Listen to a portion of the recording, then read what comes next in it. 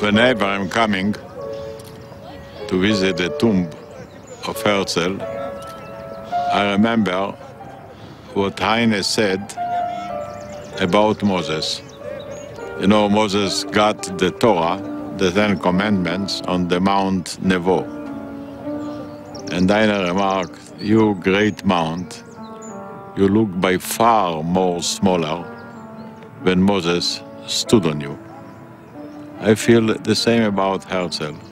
This mountain looks by far smaller when Herzl is buried here. Argentina. The dream of Herzl that was so poor and small Egypt. became a sensational dream, maybe France. the most sensational event in the 20th century. The resolution of the DAC Committee for Palestine was adopted by 33 votes, 13 against, 10 abstentions. But Herzl was wrong on one thing. The thing that he was wrong about is that a nation, or a people rather, without a land is looking for a land without a people. He was wrong. There were people in the land. And it took us a long time to realize that we have here a challenge that didn't appear in the dream of Herzl.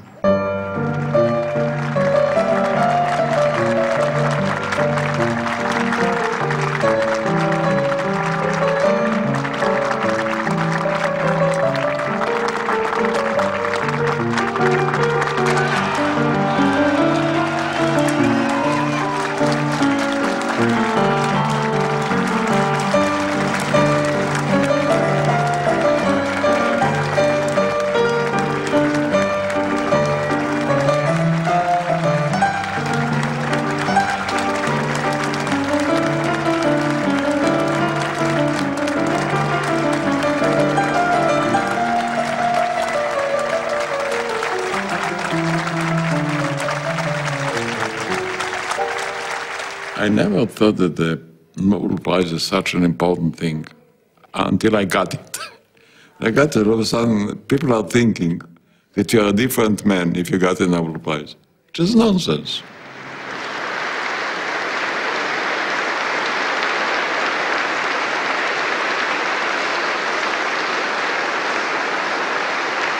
But I must say that once you get it, you can look upon it as an instrument. People would listen to you more carefully once you are being called a Nobel Prize laureate than otherwise. It says, okay, what's wrong? Let's use it as any other occasion to forward things which are important.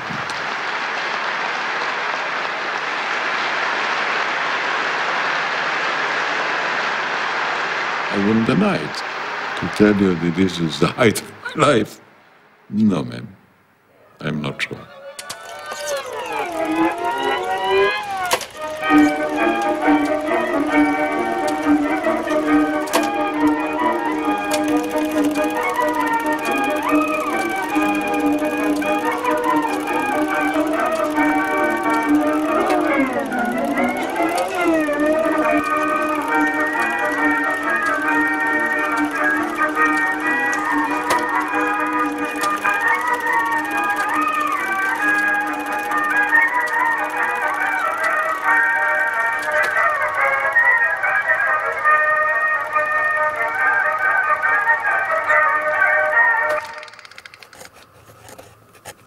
I'm not sure that I was born in a reality. My place of birth was Belarus, small Jewish town, shtetl. We are separated and isolated, Jewish people apart, the Gentile world outside of us. But most of the people were already Zionists. My family was made of Zionists. And the greatest sensation was when we got a box of oranges from Jaffa here, packed in very thin rose paper. The smell was tremendous. So my whole life, I was born in a dream. We spoke the language not of the land. We saw the sky, which I wasn't sure that this is my sky. And then when I was waiting on my life to leave for the place of my dream.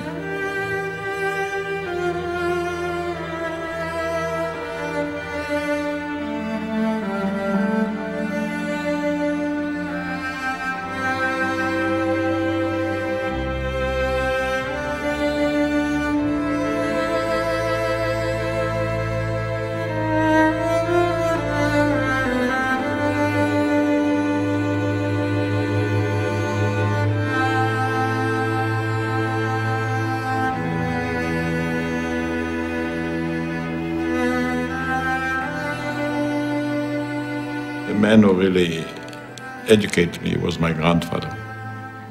He was a rabbi, a very religious man. A little bit modern, because he read Tolstoy and Dostoevsky. He played the violin. He had a very sweet, melodic voice.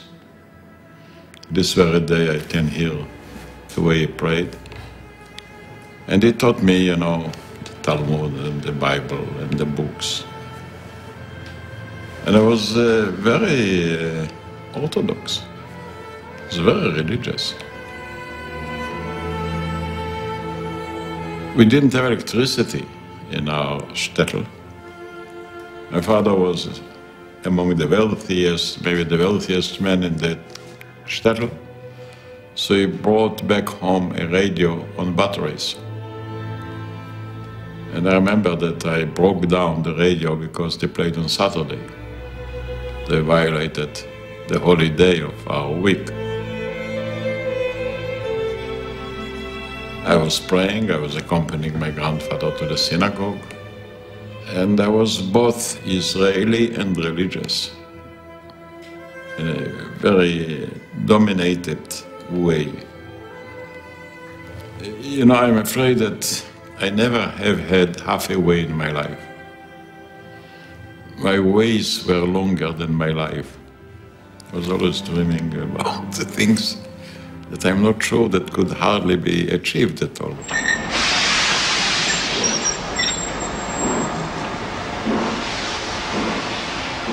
And finally the day arrived.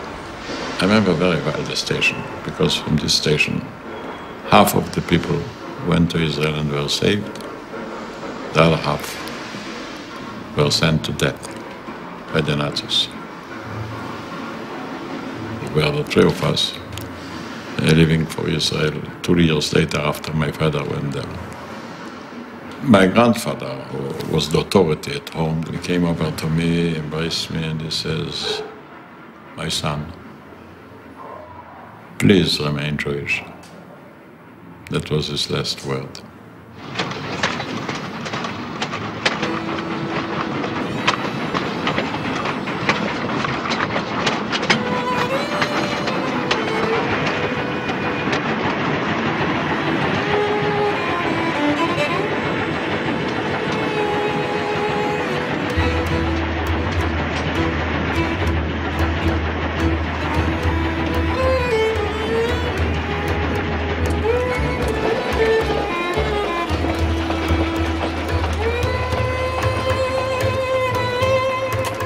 We went to Constantinople in Turkey, where we embarked a ship for the first time of my life.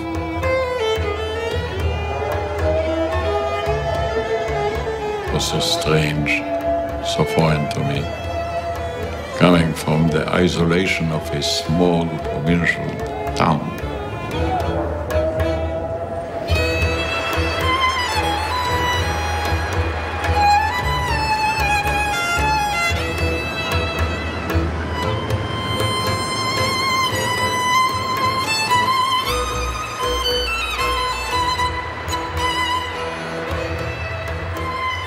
Then finally we arrived at Jaffa.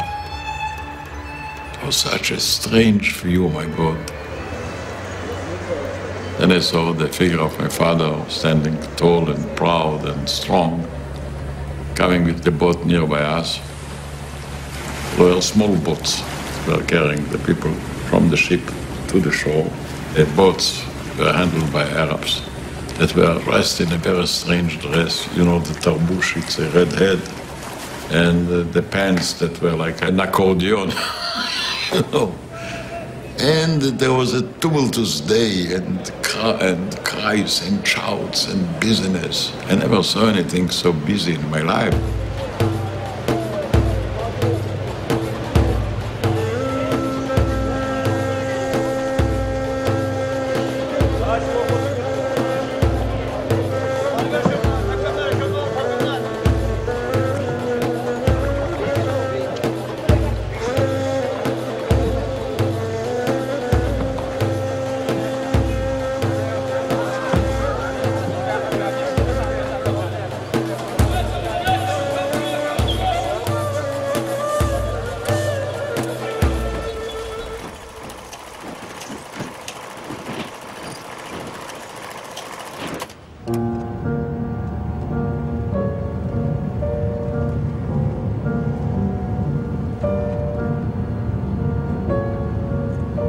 And then the first sensation was the blue sky. I never saw a sky like it in my life.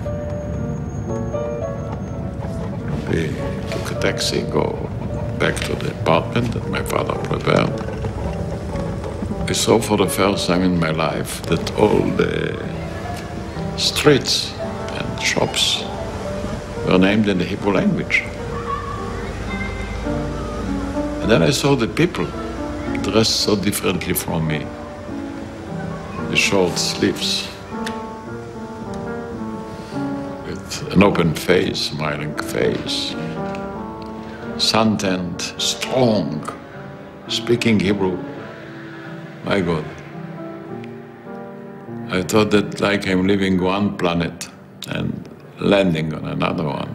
So different, so strange, and so beautiful.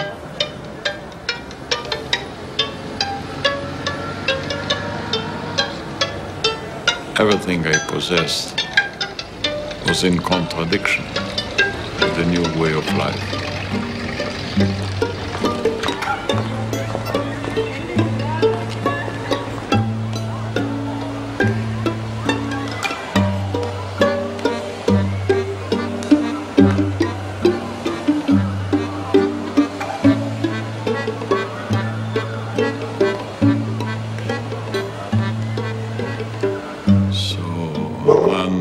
I cut my hair, I gave up my dress, I stopped going to the synagogue, and I wanted so much to become a full Israeli.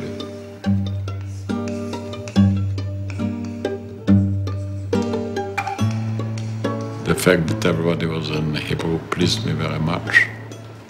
I didn't have the slightest complaint. Everything looked to me very generous and very nice. When I got the age of 13, my father brought me as a gift a bicycle. And I used to drive in the streets of Tel Aviv. I count every building to see if there are enough, if there are new.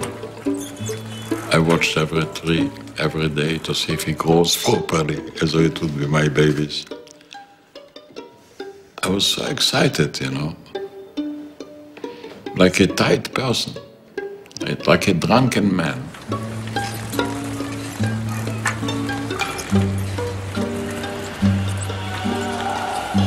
I exchanged one dream by another dream. A dream under gray sky for a dream under blue sky. A dream of a religious boy by a dream of a totally open and secular human being.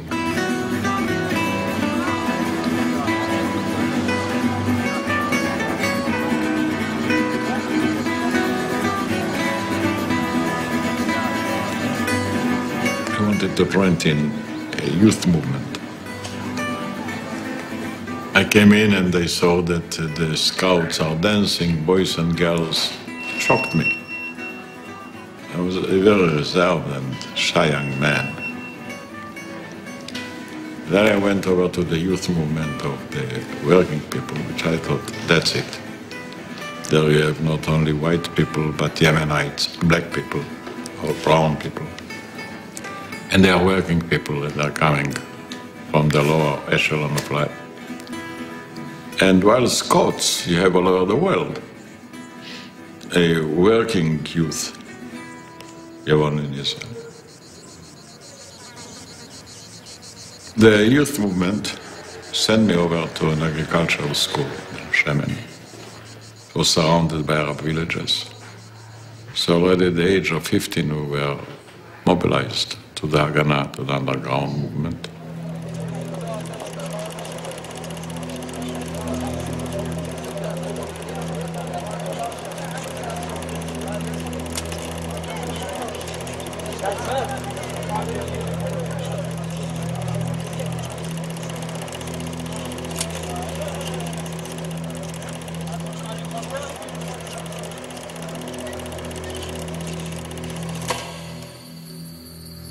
We were watching at night and learning at day. It was the first time that I hold a pistol or a rifle in my hand.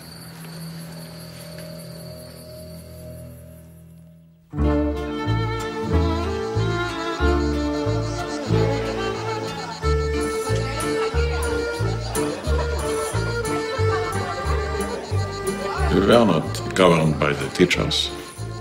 The youngsters ran their own village, and I was quite active in the group, eventually becoming one of the leaders of it. There I started to be interested more and more in politics, because not only the nation was divided between right and left, but also between left and leftists. I became a Ben-Gurionist. Ben-Gurion was the leader, and Berl was the teacher, was the intellectual man.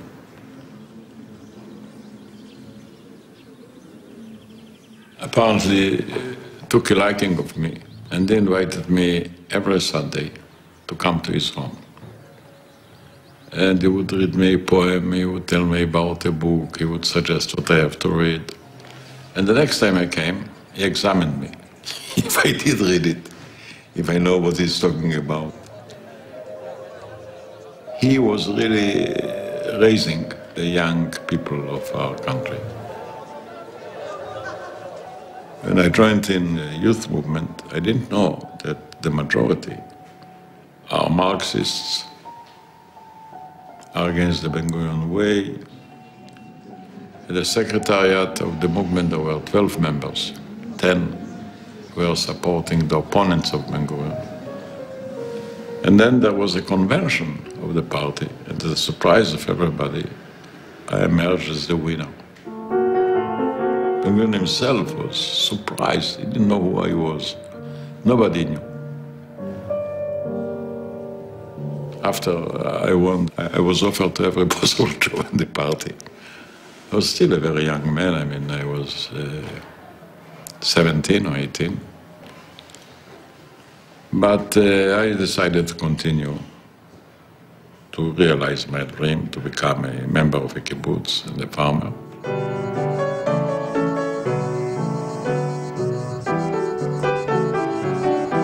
You cannot build a state unless you have a land, unless you cultivate the land, work physically, live collectively, without privileges, without money, to build a new society, to build a new Europe.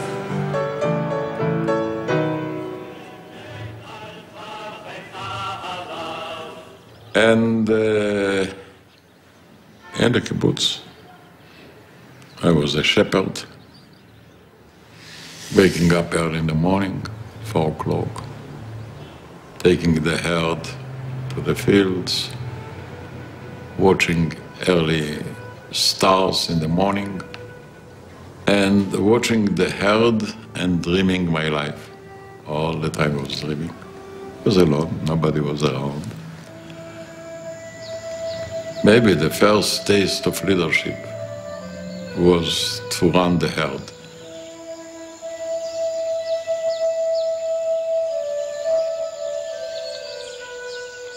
At Ben Shemen, I met my future wife, Sonia. The position that I was in charge of during the night against the Arabs was close to her home. So when I finished my night shift in the morning, I went out, and then I saw a most beautiful young girl with a Greek profile, going barefooted, working at the garden, and I fell in love really at the first sight. And then I invested a great deal of my effort to conquer her heart. It wasn't simple. I tried every possible trick to quote her, to convince her. I read her poems of love. I started to read to her the capital of Marx. I was sure maybe this might convince her. It wasn't a great success at the beginning. It took me a long time.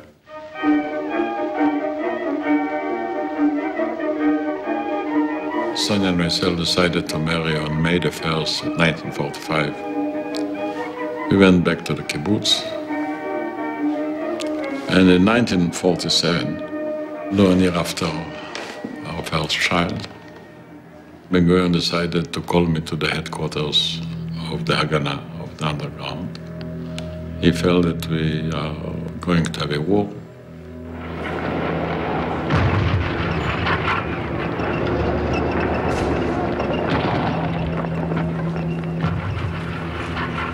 It came to me as a surprise.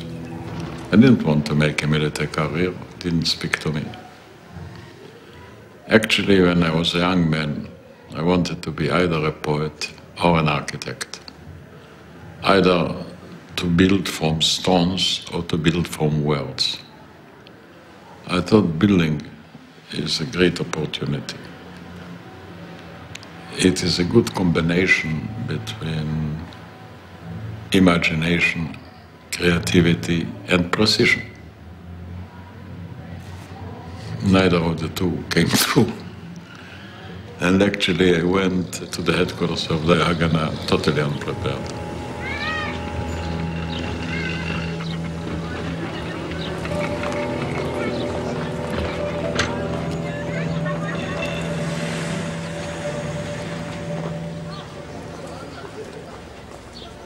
The first time we met was in a winterly day, and he offered to me that he will take me on his trip from Tel Aviv to Haifa. I was very excited. For me, it was the legend of my life. I thought, oh my God, now I'm going to have 2 hours alone with Ben-Gurion. I should be able to talk with him. But he turned the back to me, forgot me completely. I was sitting so disappointed, you know, I thought, here's my dream, disappearing. Only when we came rather near to Haifa, he turned to me and he says, you know, Trotsky was never a great leader. How did Trotsky enter the car on that voyage? I don't know this very day. But I wanted really to develop a conversation.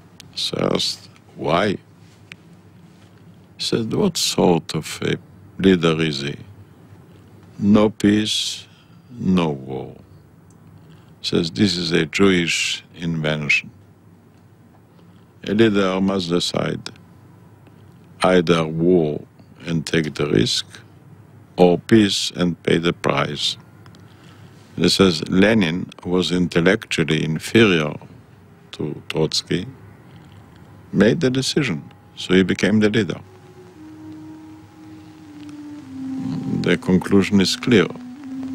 Leaders have to make decisions. Then I asked Ben-Gurion, tell me, when did you feel yourself as a leader? He says, when I looked around and I didn't find anybody that I can ask a question, that I have to provide answers.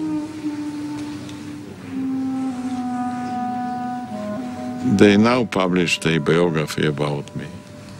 I discovered many things that I didn't know. One of them is the tremendous support that Ben-Gurion gave me behind my back, but never when we were sitting like it. He never showed me that he's a father or a grandfather, nothing whatsoever. But what I noticed is when I came to him with an idea, he would usually accept it. And then I asked myself, why? And my answer finally was, it's not a matter that I'm wise or great. He liked daring decisions. He thought small decisions are very mediocre. It is the size of your decision, the size of your vision, the size of your dream, which is important. And I do believe, rightly or wrongly, that among all the people around him, I was the youngest. I was the most daring, apparently. And people around couldn't understand. They thought I have a hidden charm over Ben-Gurion. And they thought he tries to raise me as a leader, you know, and no, nothing whatsoever. But he said once, this is the only person that when he opens the door, I'm sure he will never ask anything for himself. And I hope he will come with a new idea. The resolution of the DAC Committee for Palestine was adopted by 33 votes, 13 against, 10 abstentions.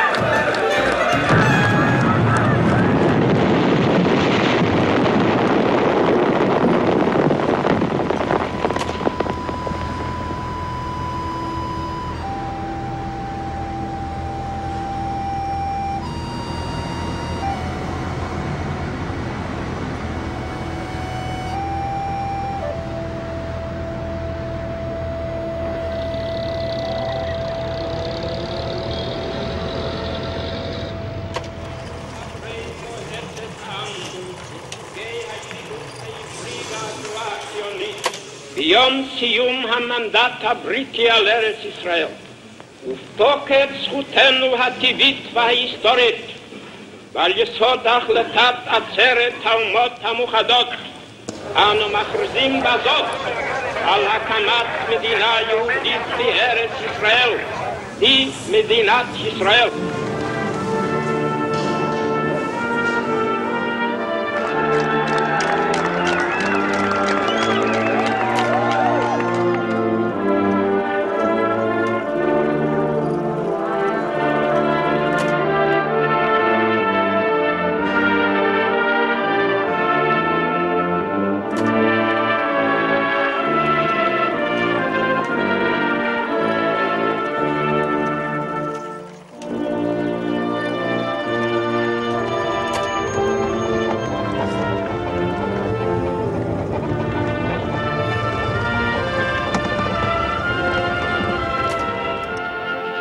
We are completely naked against 7 armies.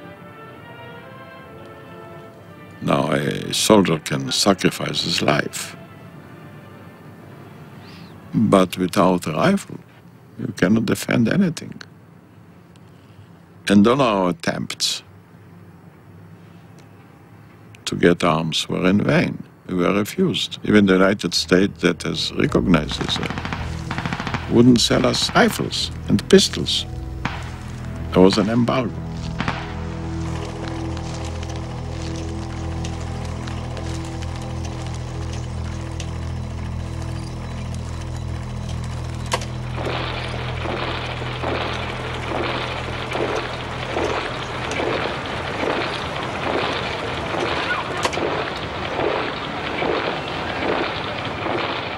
When I was called in to the headquarters, and I found myself in charge of something that I didn't intend to. I was a private soldier dressed in a uniform. I didn't have any rank. I was offered a rank. And I thought, what do I need it for? My position was that in spite I was a private, all of them would come to my office and would take my advice, all the generals, all the heads. And I felt that if I shall come in the chain of command, I shall lose, I shall not win. I shall be called a general.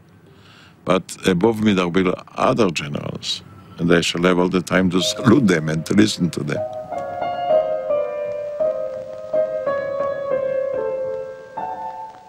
I wasn't much impressed by ranks or titles. I even thought it's a little bit snobbish. You have to become essential rather than to become important. And that all my life I did so. I wasn't fighting for titles, but I was fighting for occasions to change things. That gave me on one hand a great support, on the other hand a great criticism. I felt, you know what, be free.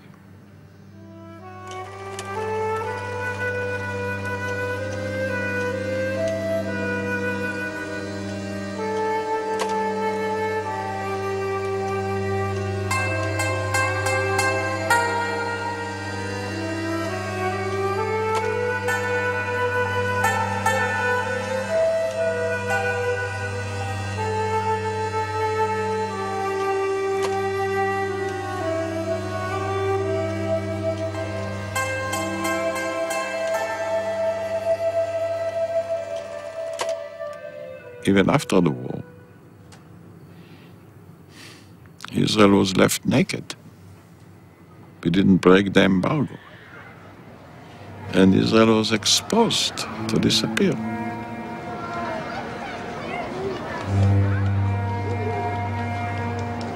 And then Ben-Gurion felt that it is for me to try and penetrate it. It was a matter of death and life.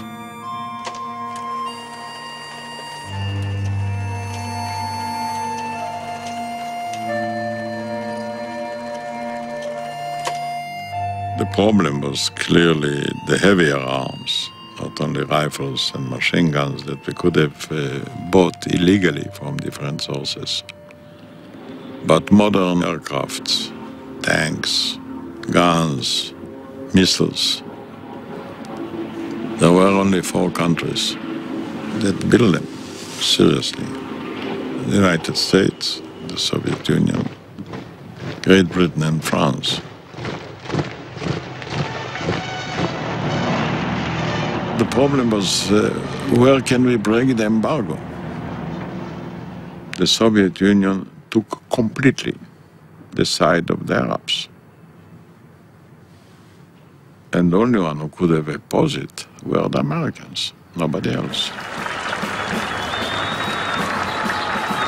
And Israel enjoyed a tremendous support in the United States. Many political organizations supported Israel. And also the Jewish community in America played and playing a very important role.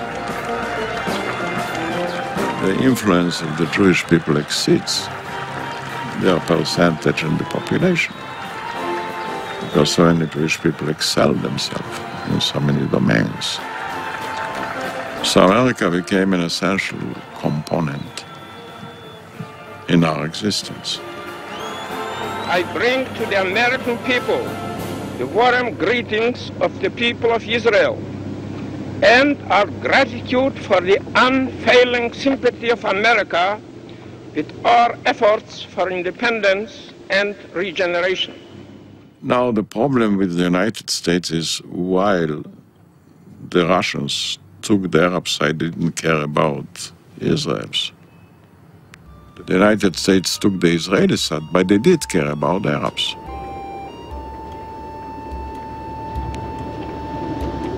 They needed the oil of Saudi Arabia. And they didn't want to be perceived as an enemy of the Arabs. I didn't see any chance that we can break the embargo in America or in Great Britain. But I thought the only place we can do it was in France. Because among all the three, the hatred for Hitler was the highest in France. But in Israel, they were cool toward France. Most of them got their education in English-speaking countries. So my problem was to overcome the skepticism here in the country, to have a French orientation. And in France itself, to break the embargo, which wasn't simple.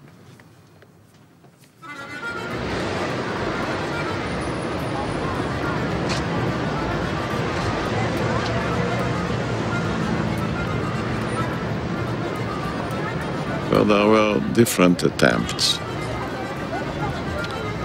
There was an agent that purchased arms, but he took from us 10%. You know, we bought for $100 million. 10% is $10 million. It's a lot of money at the time. So when I met him, he became very friendly. He says, look, it's a lot of money. We don't have the money. We're at war. We have to collect every penny. I would like to know to whom you are paying it. He gave me a name of a high-ranking person in the French government. I telephoned the man. And he says, I would like to see you. He says, please come over. I came in. He didn't know a word about arms. He didn't have the slightest idea. It was a false name. Anyway, I told him that we are in need of the arms, and he says, I'm going to help you. The Minister of Defense of Flanders, France was General Koenig, the hero of Bir Hakeim.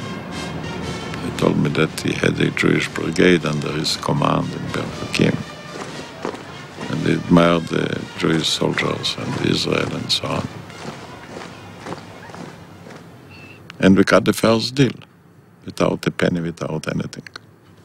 So I fired this gentleman. And I started to work directly.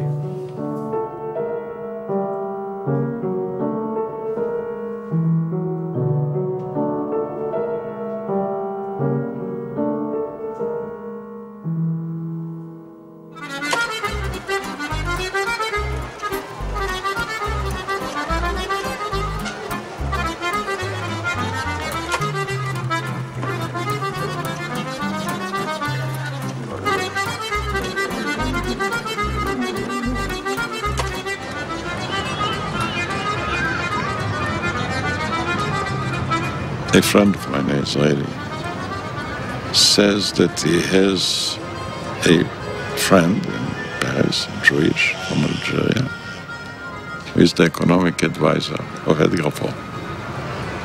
He invited us to his home, beautiful apartment. He was a collector of paintings, and he has the most beautiful collection I saw, Chagall and Picasso and whoever you want. He covered the whole walls with their paintings. And in the middle of the salon, there was almost a royal chair. And in the chair was sitting his mother. After we talked a little bit, I explained to him. He says, look, go and see my mother. She should decide. I went over to the mother. She asked me to show my hand. She looked at my hand. His name was Pierre Elgozier, I believe. And she said, Pierre, ça va. Decided that I'm the man. My friend was laughing all the time of me. He thought that I'm a complete idiot going through this procedure, but I didn't care. So we continued to talk. And he told me, okay, we should start tomorrow morning. Come to the Hotel Matignon. I went at 11 o'clock to the Hotel Matignon, and I explained to him the problem. We wanted to buy Mirages, planes, that the French couldn't sell without the agreement of the British and the Americans. Oh, he says, this is not an economic problem. This is a diplomatic problem. He says, we need the agreement of the Prime Minister. We came into the office of Edgar Faure. He asked me to explain. I explained. And he says, pourquoi pas? Go ahead.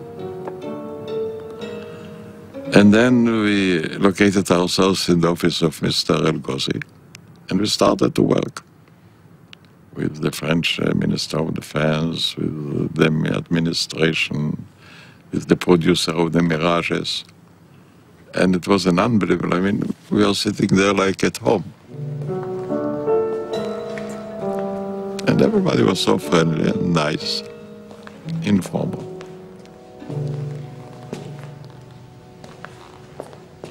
The third point was the Bourges-Monnery. Bourges-Monnery was the Minister of Interior at the time. The Minister of Interior was responsible for the situation in Algeria. And the man was tired of the Arab aggression. And he thought that the Egyptians are sending arms. And he emerged too as a great friend. His whole office became our second home. He gave us a small office there, so we could come in whenever we wanted, open doors.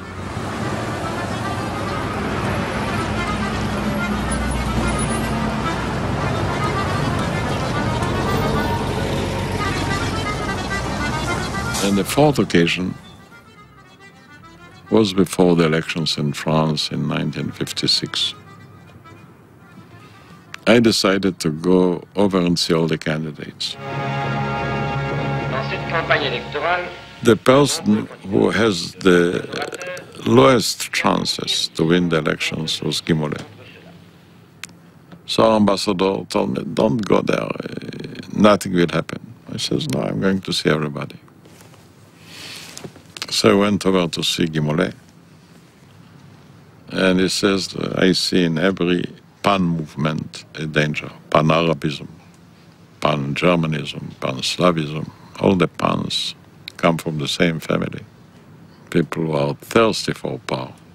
And I'm quite sure that as soon as I have, you read what Mr. Nasser himself thinks in his little book, The Philosophy of the Revolution. Exactly what Mr. Hitler did before last war in his little book, Mein Kampf. He's a socialist, so come from the same group. I says, you socialists, when you're in the opposition, you're wonderful people. But when you're coming to government, nobody can count on you. The example was in England, Devin. He was a great friend. The minute he became the foreign minister, he was our greatest enemy.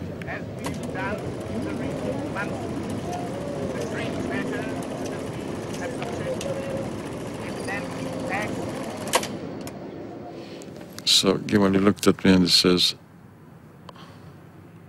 remember what I'm telling you, I shall never be announced Bevin. I shall remain always a Gimali. It so happened that after the elections, who won? Gimali.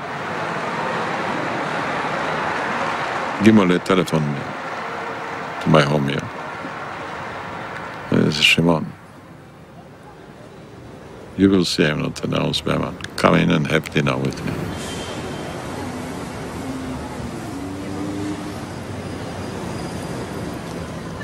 One day, Bourges-Monnery told me that there is a plan of Great Britain and France to reopen the Suez Canal that Nasser has nationalized.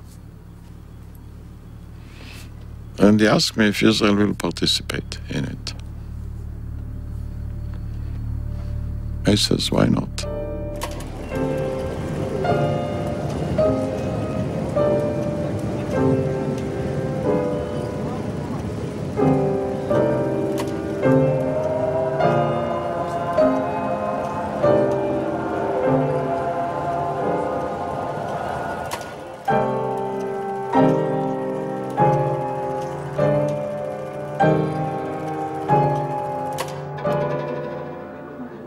Then he called in some of his generals, and they started to question me.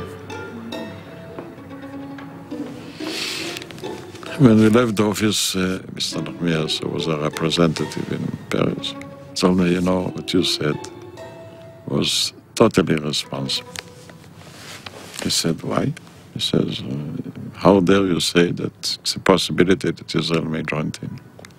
He says, look, if I shall say no, that's the end of the story. If I said yes, it's the beginning.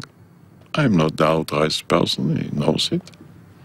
And they have to refer it anyway to the government, and they will look at it. So I don't think I took such a great risk. Then I cabled to Ben-Gurion.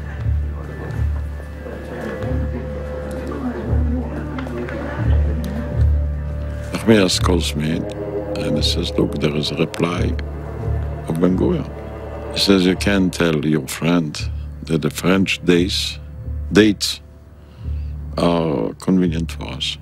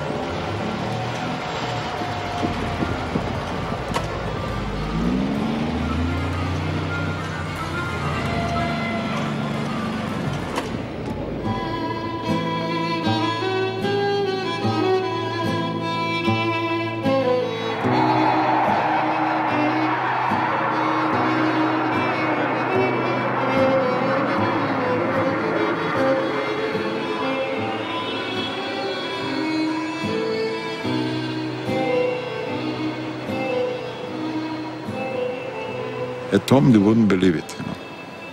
At home, it sounds so legendary. But when the first planes arrived, it changed the mind of everybody. En cette veille de nouvel an, le premier de la 5e République française, j'adresse au peuple français ami les souhaits de bonheur de la nation israélienne tout entière. And since then, all the arms came from France until the Yom Kippur War, the Six-Day War we won with French arms.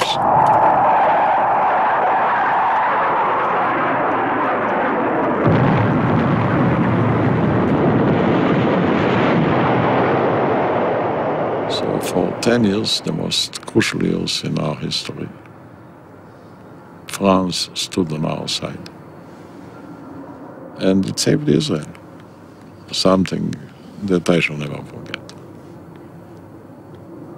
Until then, it was very secret. And I enjoyed the secrecy.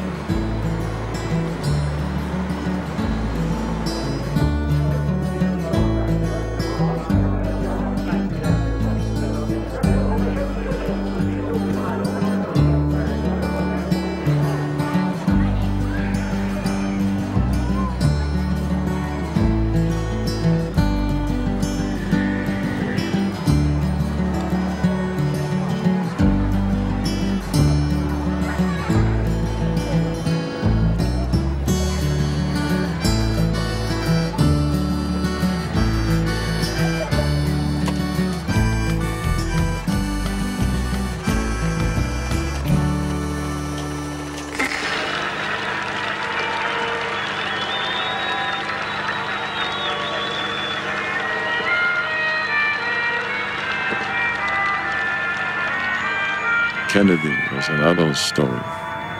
When you came in at that time to Washington, there was a sense of springtime. Everybody was happy.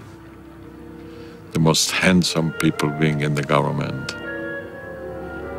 Kennedy and Jacqueline, with a taste for beauty, for art. His speeches were magnificent.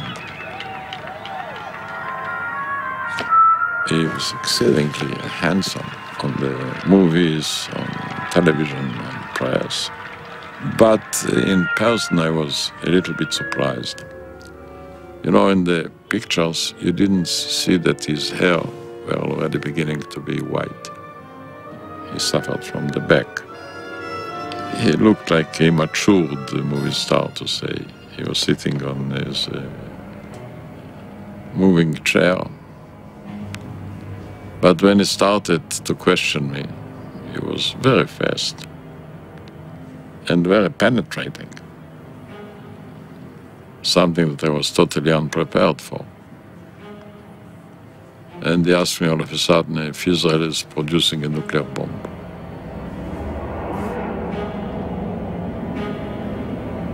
And didn't have much time to think over. I says, Mr. President, Israel will never be the first to introduce nuclear weapons to the Middle East. Oof, I got some cables. How dare you said it? Who gave you the permission to say it? A week later, it became the policy of Israel to this very day. Israel will never be the first to introduce nuclear weapons.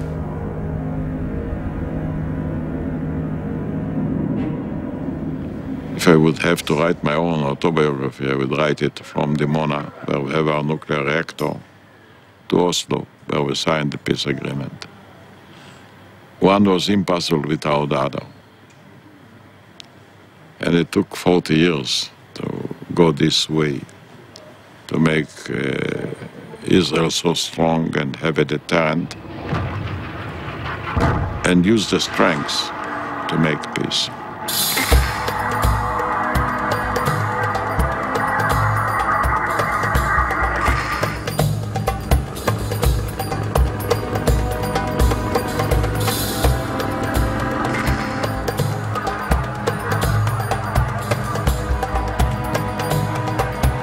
Once he started the war and he conquered half of Sinai, his army was stopped and he stopped too.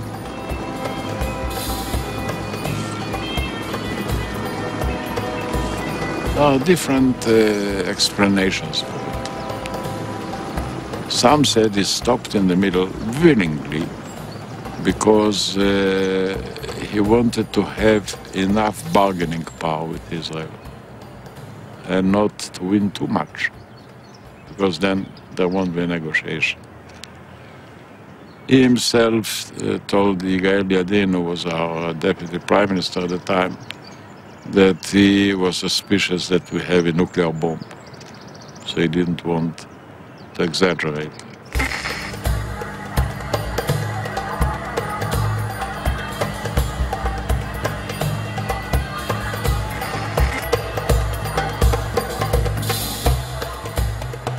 I think he was the greatest Arab leader in the 20th century. And by the way, he was a leader in his own right. He didn't copy anybody. I didn't like it. But he declared war on Israel, alone, and quite successful at the beginning. And he made peace. He came to Jerusalem in the most unexpected way.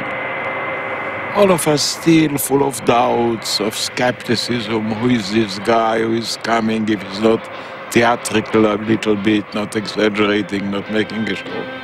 He came and he did.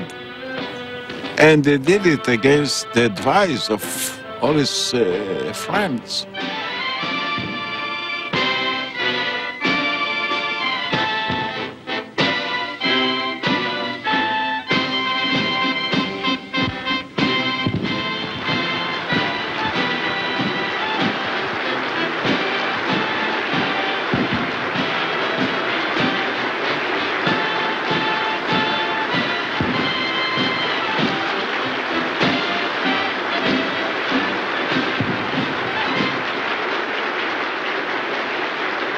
أقول لكم اليوم وأعلن للعالم كله أننا نقبل بالعيش معكم في سلام دائم وعاد، ولا نريد أن نحيطكم أو أن تحيطونا بالصواريخ المستعدة للتدمير أو بقذائف الأحقاد والكراهية. ودعوني أقول لكم بلا أدنى تردد أنني لم أجئ إليكم تحت هذه القبة لكي أتقدم برجاء أن تجلوا قواتكم من الأرض المحتلة. إن الانسحاب الكامل من الأرض العربية المحتلة بعد 67 أمر بديهي لا نقبل فيه الجدل. حتى الولايات المتحدة اختارت أن تواجه الحقيقة والواقع وأن تعترف بأن للشعب الفلسطيني حقوقا مشروعة، وأن المشكلة الفلسطينية هي قلب الصراع وجوهره، وطالما بقيت معلقة دون حل فإن النزاع سوف يتزايد ويتصاعد ليبلغ أبعادا جديدة. You know, we met many times. I was in the opposition at the time. And then Kreisky organized a meeting between me and Sadat in Salzburg, and from Salzburg we went over to Vienna. The two of us official guests. Since Kreisky was so much against our government, he supported me.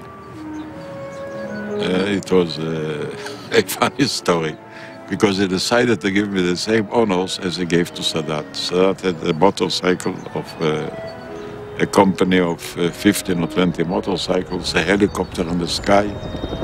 And I came an hour later. I had the same 15 or 20 motorcycles, the helicopter in the sky.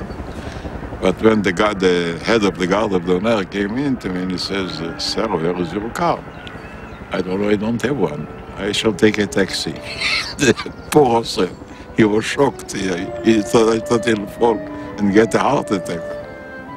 So Kreisky sent his car and he brought us to the Schönberg Palace in Vienna. And there was Kreisky, Willy Brandt, Sadat and myself. They said they want to see a dialogue between him and me.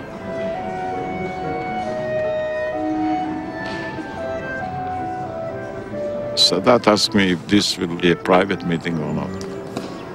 I told him, "Mr. President, I want you to know one thing. Every word you will tell me, I shall tell to Mr. Begin." He says, "Now I trust you." Maybe I would say something else, he would think I'm spying. No, tell him, be careful. And in a strange way, while he spoke with me and he showed so much affinity and almost love, he supported Begin. He thought that he can extract from Begin more than from us. Strange, but that's the truth. As far as my historic experience is concerned, I think that he worked harder than our forefathers did in Egypt building the pyramids.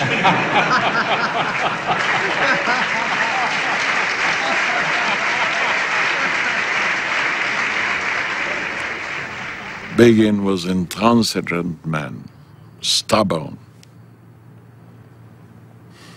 Sadat was flexible. Who won, who lost? Sadat won everything, every inch of land, every drop of water, every barrel of oil. Begin lost everything. So I'm asking myself, my God, what brings you better results? Intransigence or flexibility?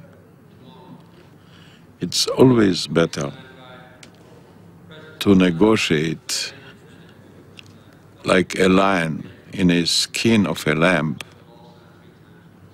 Maybe would the lion be a little bit more intelligent, he wouldn't have to use so much power. And Sadat understood it perfectly well. He conquered the heart of the world. he really changed the face of the Middle East. He wanted to take the Jordanian with him to Camp David to meet Begin. He wanted to take Assad. Now everybody praised Assad. And while Sadat says, we don't have time, Assad says, I have time. He has time to this very day. And Sadat hit the right moment and was ready to go alone and to take the risk and to do it. He paid heavily.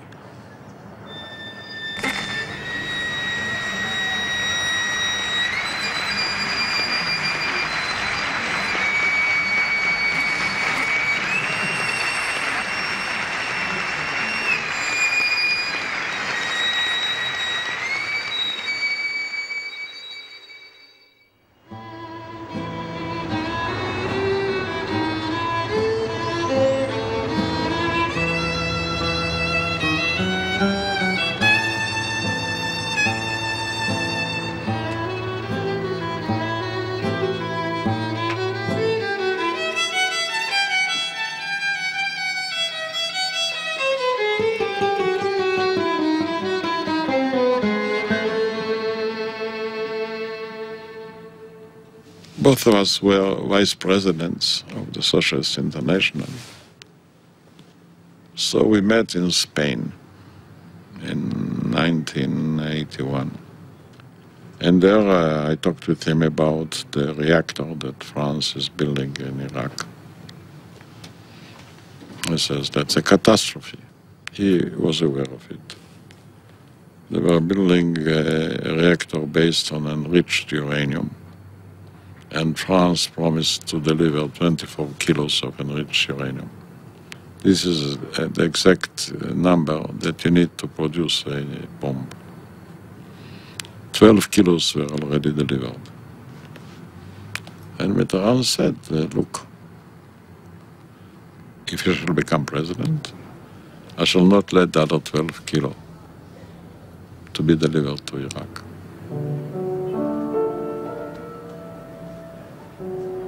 The man who introduced me to Mitterrand was Mendes France.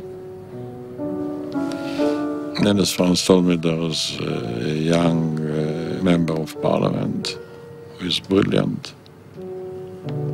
I remember the words he used, Mendes France. He says, he's the best pianist in the French parliament. He knows every tone that you can take out of the piano, where to press and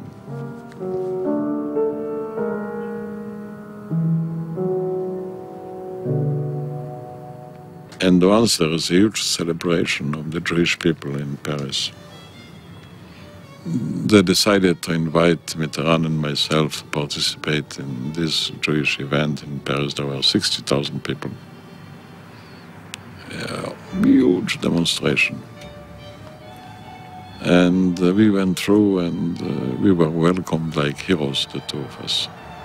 And since then, we became really close friends.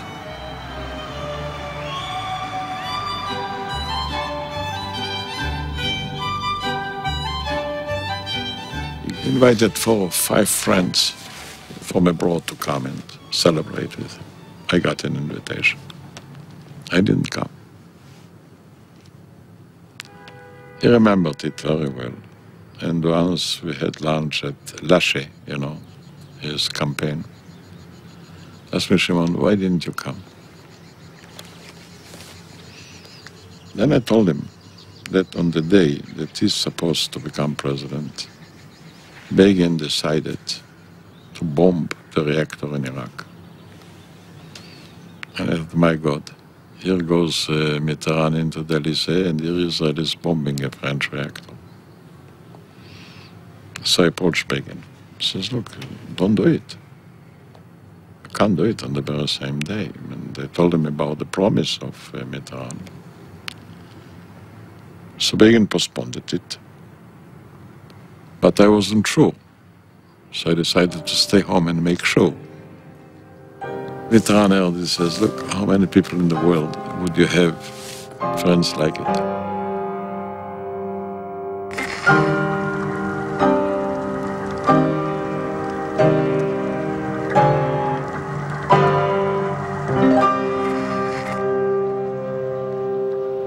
I was in the opposition, and we were at the electoral campaign, and bombing the reactor gave Begin a great advantage, and I risked my victory because of it. The results of the elections in 1981 between Begin and myself was he got 48 seats, I got 47 seats. The one seat maybe, my opposition to the bombing of the reactor that Begin published immediately.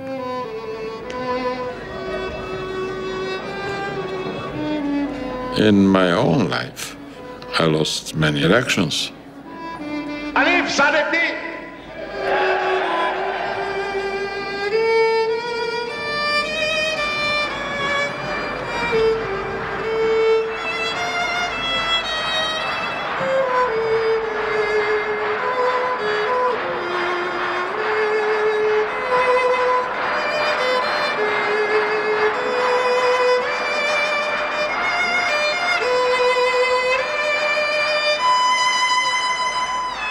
It was very difficult.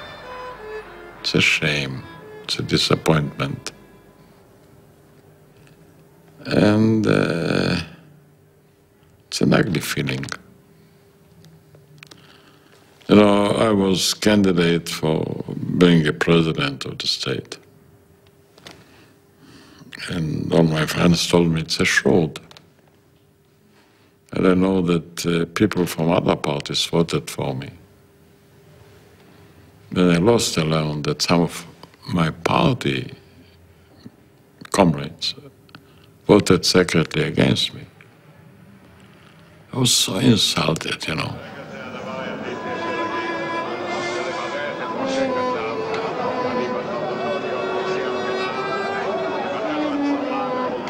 I trusted many promises that I shouldn't.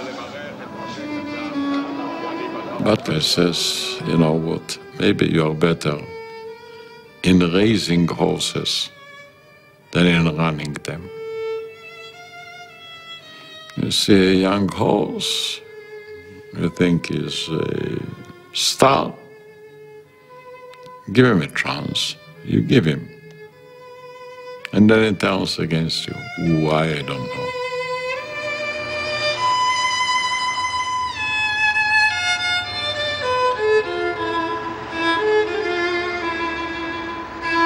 So I can look at people in two ways, either as enemies or comrades. I know I shall pay in the two occasions. I prefer to pay because I trusted them than to pay because I mistrusted them. And I want to continue like it. You know, I found out that the sickness, the malady of politicians is suspicion. They are so suspicious, politicians. I can understand why they have to fight and fight and fight and fight. Fight each other, fight the press, fight the public opinion. And they're all the time alert, all the time in tension, all the time worrying what will happen next day. And I says, look, you can be a politician without being sick.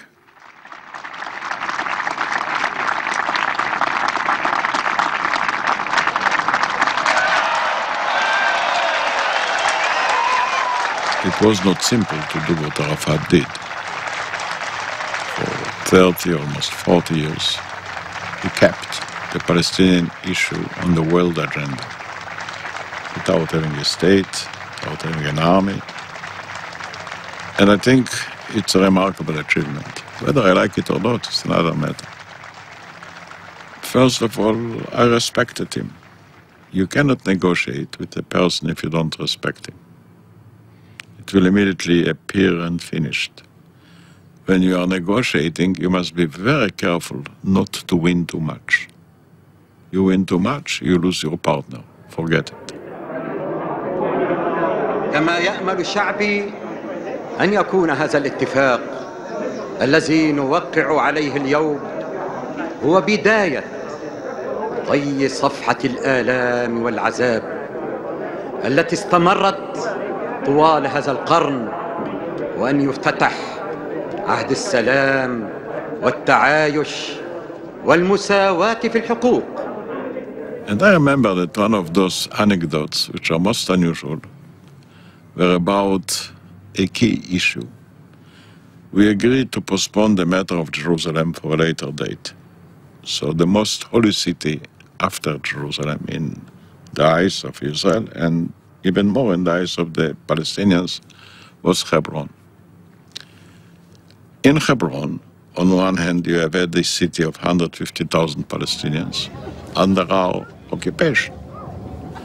On the other hand, we have had some of the most important sacred places in our history, the tomb of our patriarchs. Finally decided that there is no alternative, but Arafat and myself have to negotiate it personally. I didn't like the idea, because it's better to negotiate with number 2, number 3, and then let Arafat correct whatever he doesn't like. But all the negotiators became tired, and he says, you have to sit with him. So we decided to close ourselves there until we shall find a solution to Hebron.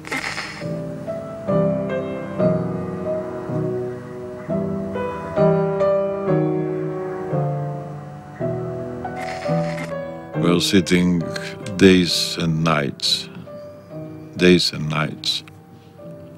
It was a bitter encounter.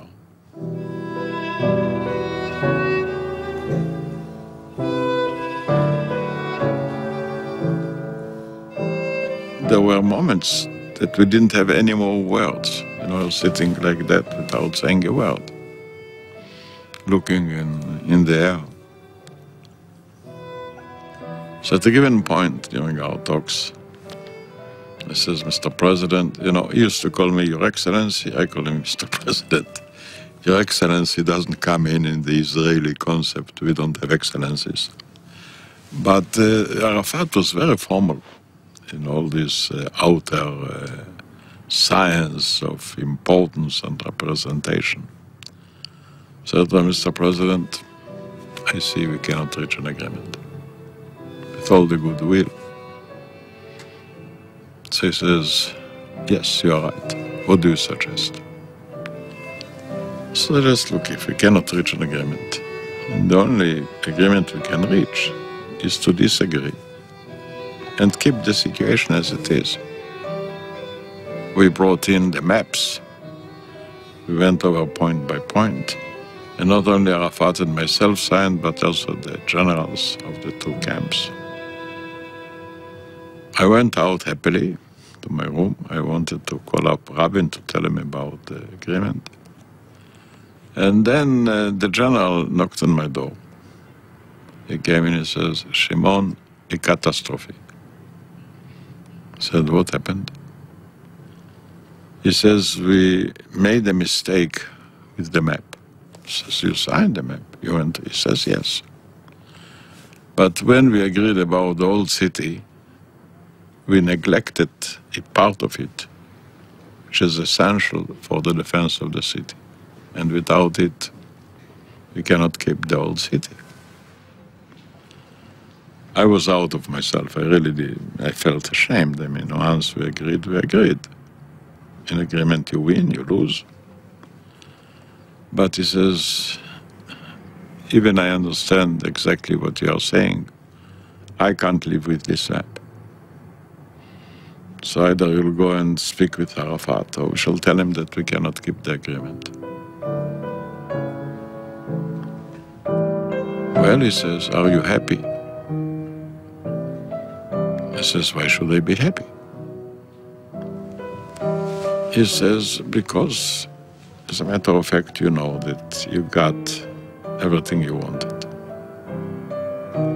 So you should be happy.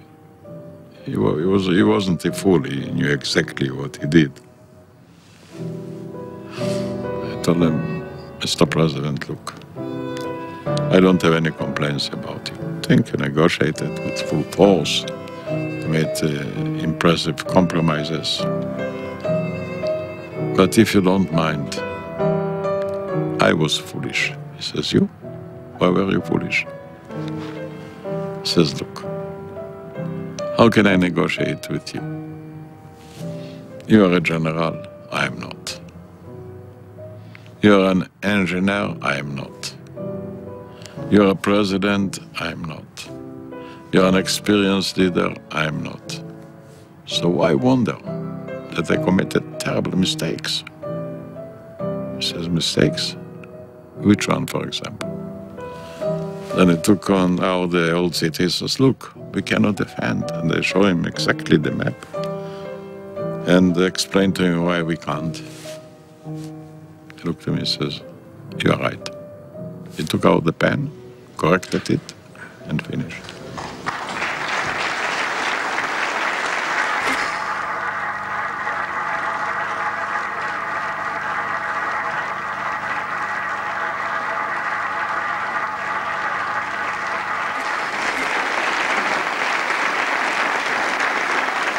Take a look at this stage. The King of Jordan, the President of Egypt, Chairman Arafat, and us, the Prime Minister and the Foreign Minister of Israel, on one platform with the President of the United States. Please, take a good, hard look. The sight you see before you at this moment was impossible, was unthinkable just 2 years ago.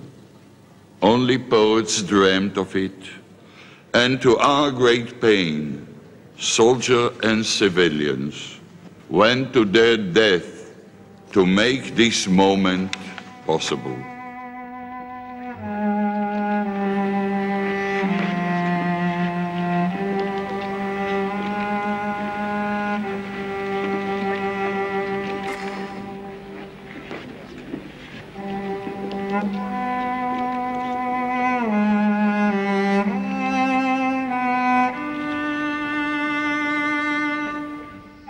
שלום, אחי הבכור, נביא השלום. אנחנו נוסיף לשאת שלום גדול זה, ושרצית בחייך, כפי שציווית במותך. I felt like somebody attacked me with a knife and cut my body in half. It was so sudden, so unexpected. And the relations between Rabin and myself weren't simple. They were competitive, and they were complementary at the same time. We met the day before the meeting, and he was full of doubts if people will come, they won't come.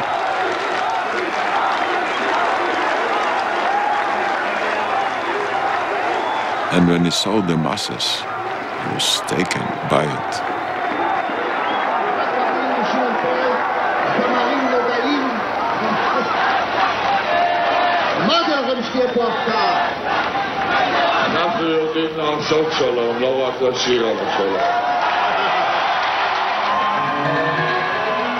We were standing on the balcony. Young people jumped to the pond. And they shouted, Vive Rabin, Vive Peres. You know, it was very, very moving. And we decided that we shall demonstrate our comradeship and togetherness, that we shall walk down together, so the people will see that we really are comrades in arms and comrades in peace. On the last moment, they came over to us and says, no, it's impossible, you'll have to go down separately, because we got information that there may be an attempt on your life, but by the Arabs.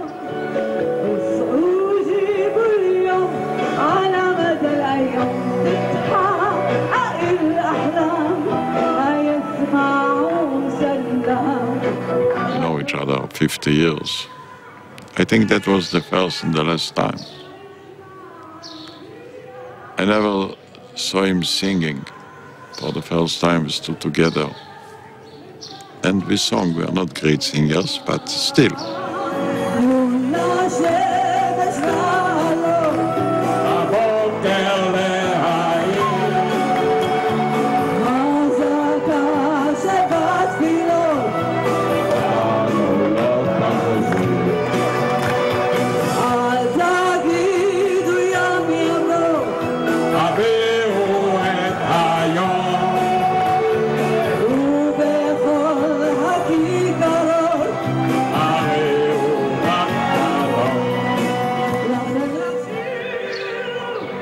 I was supposed to go to Jerusalem and he's supposed to go to Tel Aviv. So I came to say goodbye since we couldn't go together. And then I asked him, did you thank the people who organized it? Oh, he says, my God, I forgot. So he turned to shake their hands and I started to move down the steps. I mean, the distance was 20 or 30 meters.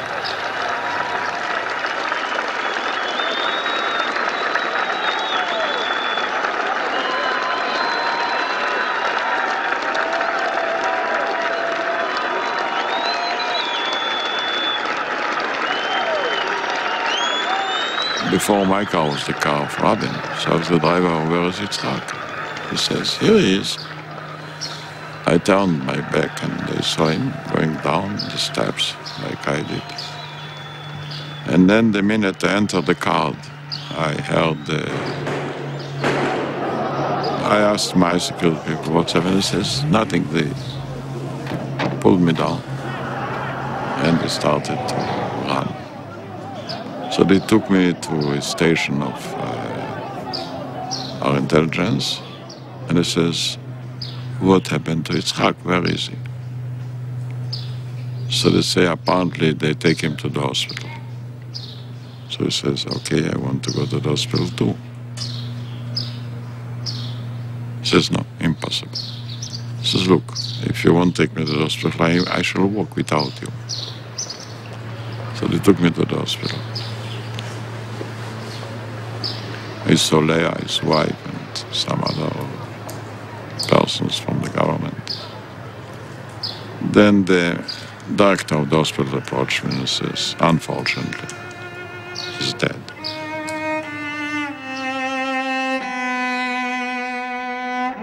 הייתי איש צבא 27 שנים.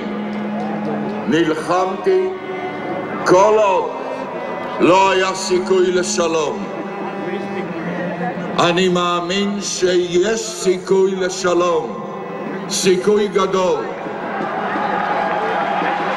וחייבים לנצל אותו. למען אלה שעומדים פה, למען אלה שאינם עומדים פה, והם רבים בעם. תמיד האמנתי שמרבית העם רוצה בשלום. מוכן ליטול סיכון השלום ומתנגד לאלימות. אלימות היא כרסום יסוד הדמוקרטיה הישראלית.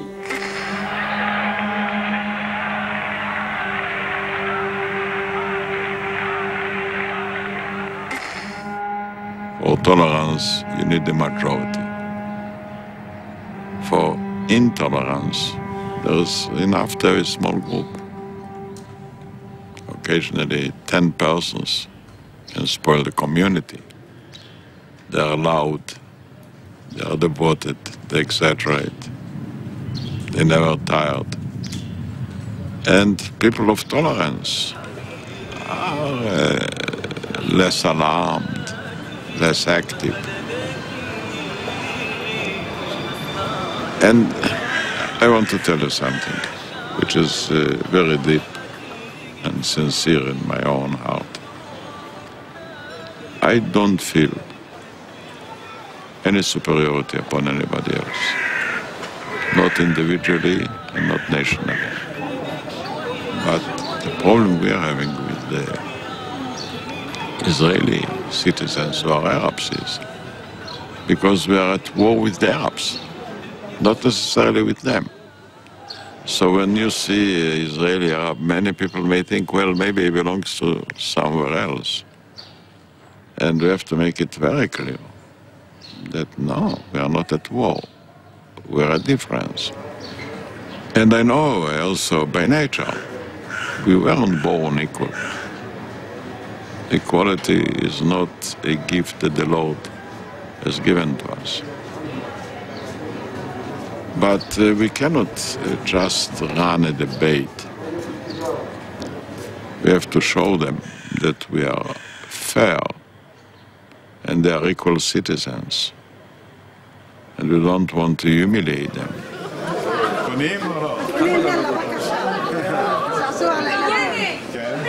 You cannot just say, I love you, I respect you. You have also to answer some pressing problems, which are work, employment, which are schools, education, which are housing, because the Arabs have very large families, and an air of mutual respect.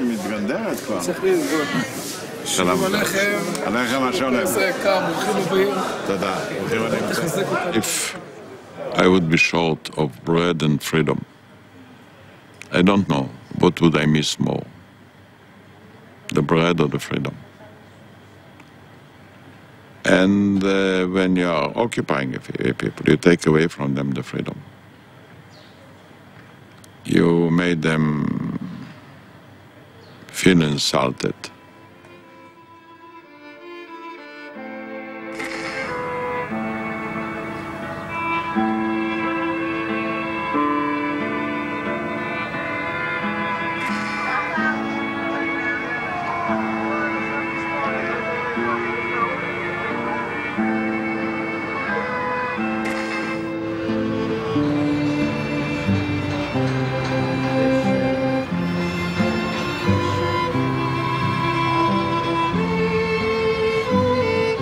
What made Jerusalem so special?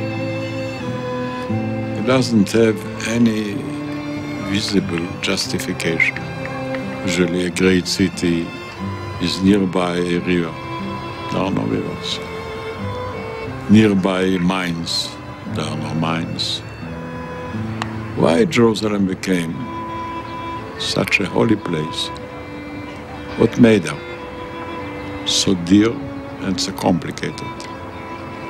I think Jerusalem changed hands 30 times in history. A lot of bloodshed. I think no other city in the world arose so much devotion and hope and sacrifice and holiness.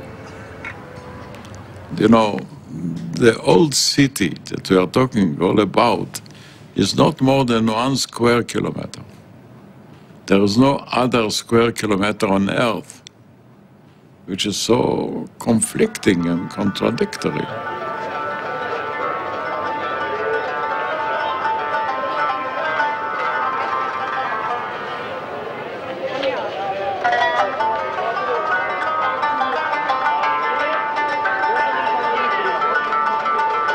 I don't see anybody in Jerusalem giving up an inch of land, because it's not measured by the size, it's measured by the holiness. If politics is based on compromise, holiness is uncompromising. We have to remember that the real sovereignty was introduced to our experience in the 16th century. Until then, there weren't sovereignties. And I think today, sovereignty is no longer a solution when it comes to Jerusalem. So let's every religion be responsible for its holy sites. Instead of dividing Jerusalem, let's share it with our prayers, instead to cut it with our swords.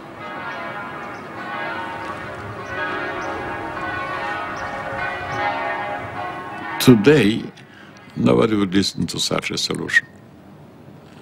In a different climate, I think the minds will be open.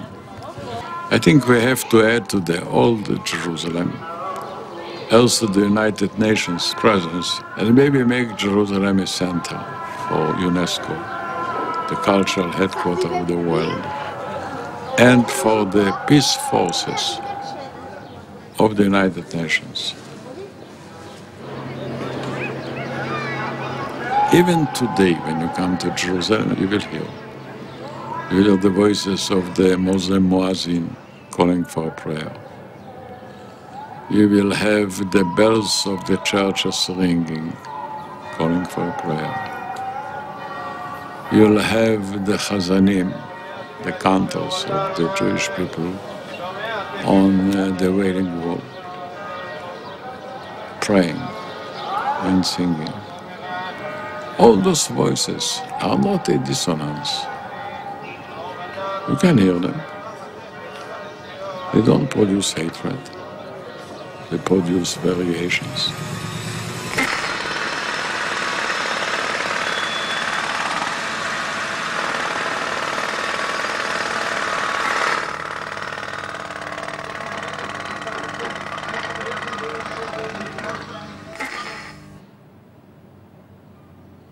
It took us not too long a time to understand that terror is one thing and suicidal bombers are another thing.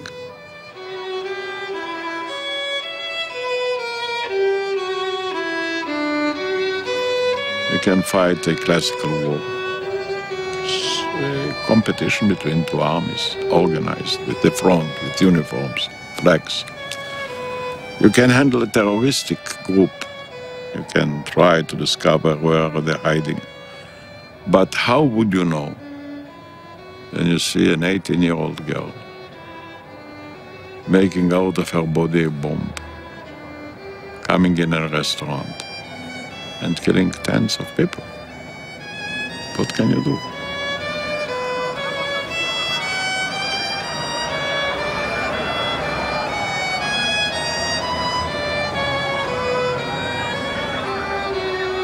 And finally, we came to the conclusion that unless we should stop them physically from entering Israel, there was no other alternative.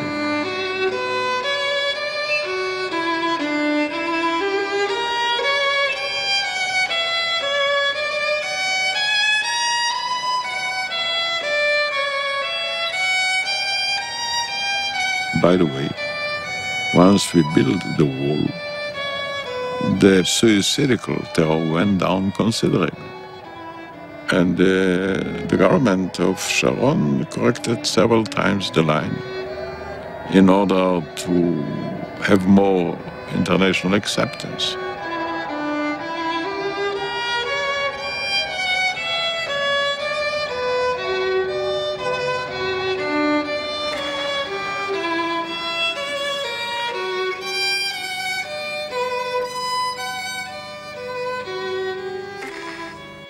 If I wouldn't go with Sharon, Sharon would be forced to remain in the right with the right. He didn't have a choice. The strategy was to bring an end or to reduce the rightist wing of the Israeli politics. From my standpoint, the fact that Sharon agreed to a Palestinian state was a major change. Strategic change. For the first time, we have had a majority for a Palestinian state. For the first time, we have had a majority for the division of Israel. And for the first time, we have had dismantled settlements in Gaza. So I thought that the political frame is less important than the political mind in order to change the political map and in order to change the geographic map. Forget the rest. That was the logic, and I don't regret it.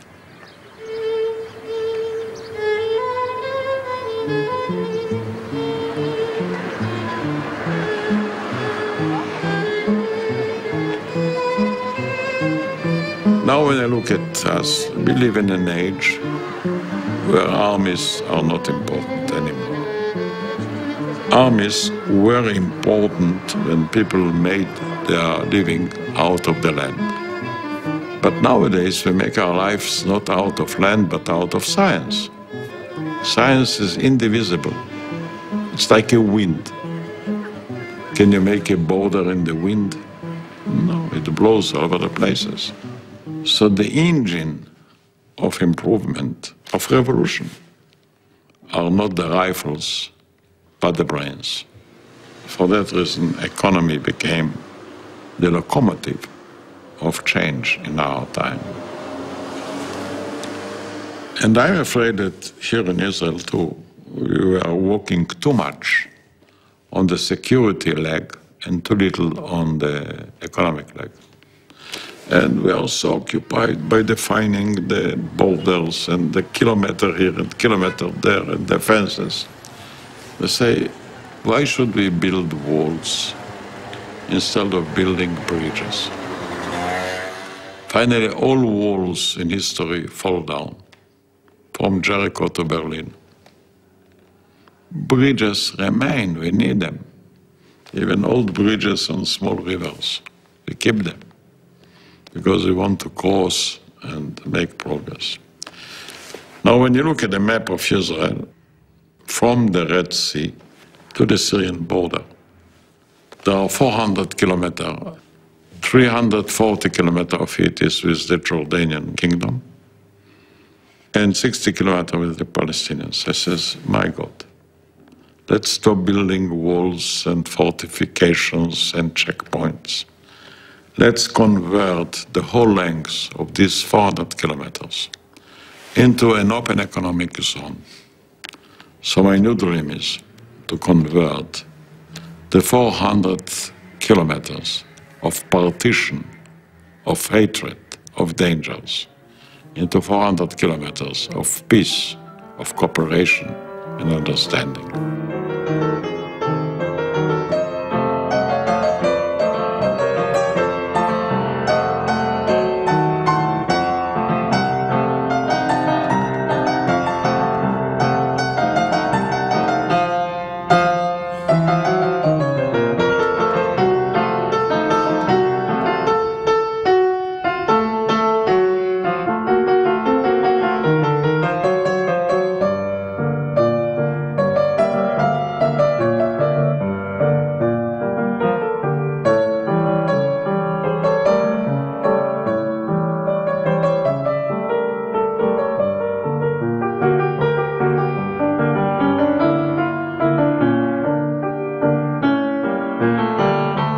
Thinking about writing an autobiography. Many of the people that I worked with are dead. I thought if you are going to write an autobiography, you must tell the truth. The truth is unpleasant. If it's about you, okay. But if it's about the others, it's not unpleasant, it's unfair. So I gave it up.